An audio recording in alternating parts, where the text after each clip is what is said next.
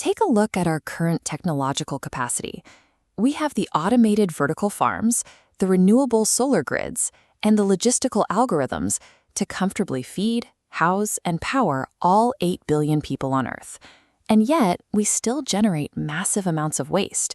We allow cyclical violence and artificial scarcity to dictate daily life for millions of people. This is not a problem of physical resources. We simply have a systemic flaw in the logic we use to distribute and manage those resources. Think of the Earth as a single shared computer. Right now, it's running on outdated legacy code, and that software is crashing. The core glitch infecting this legacy code is the paradox of scarcity. It's the hard-coded belief that there simply isn't enough to go around, which naturally incentivizes competition and zero-sum conflict. To manage these conflicts, we rely on humanitarian aid and traditional diplomacy. But these are essentially analog patches applied to digital problems. When we rely on fragile paper contracts to guarantee peace, we create highly volatile environments. That volatility repels capital and traps regions in a continuous cycle of crisis. Applying patches to a failing system is no longer viable. To avoid total collapse, we have to execute a complete Planetary Operating System Reboot. This reboot requires a new core architecture, called the triple helix. It weaves 3 distinct layers, hardware, software, and intelligence, into a single unified operating system. The first layer is the hardware. Innovators like Elon Musk are actively deploying future-proof physical infrastructure, building out the autonomous logistics and renewable energy grids required to bypass outdated industrial systems.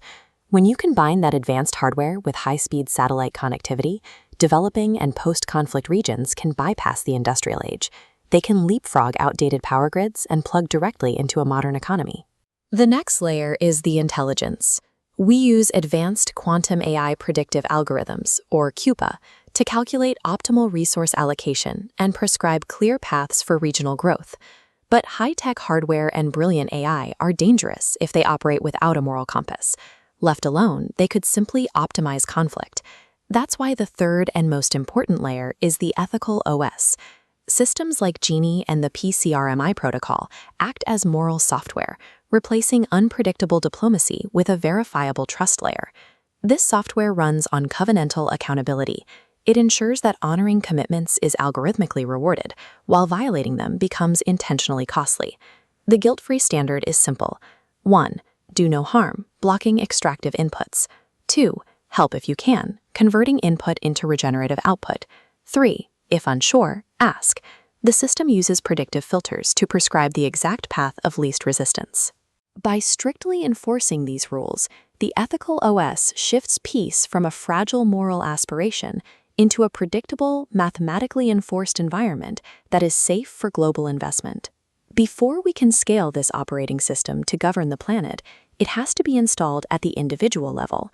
We call this the biological BIOS. A leader must clear out their own biological neurotoxins to achieve the ethical clarity required to manage global infrastructure. This 6-month architectural roadmap details the process. It shows how tools like a whole food plant-based protocol, specifically the nutrient-dense Miracle Bar, stabilize the human machine, guiding veterans and individuals from foundational biological recovery all the way to leadership candidacy. That internal cellular stability acts as a physical patch. It gives individuals the health and cognitive focus required to operate entirely debt-free and guilt-free. Personal governance directly equals global architecture. We cannot debug a crashing planetary system without first debugging our own biology. When the triple helix and the ethical OS come online together, they generate a specific economic output, the peace for profit flywheel. This 4-part cycle begins with moral accountability, drastically lowering the perceived risk in unstable regions. This lowered risk attracts massive capital investment. The capital builds apolitical habitats, generating high-margin profits that are aggressively reinvested, spinning the cycle faster.